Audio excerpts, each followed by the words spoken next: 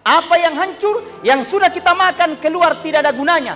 Yang kedua, pakaian robek tidak ada gunanya. Satu yang tinggal, yang pernah kita sedekahkan di jalan Allah Subhanahu wa Ta'ala.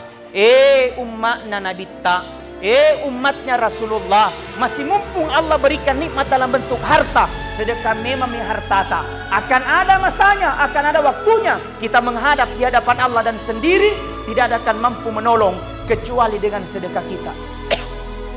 Makanya Pak, kata Nabi, seandainya orang yang mati ingin kembali, dia minta ke bumi, satu permintaannya, dia ingin kembali dengan bersedekah. Ternyata sedekah itu berpengaruh nanti dalam kubur. Ketika sempit kuburan, berkahnya sedekah akan memperluas kuburan itu.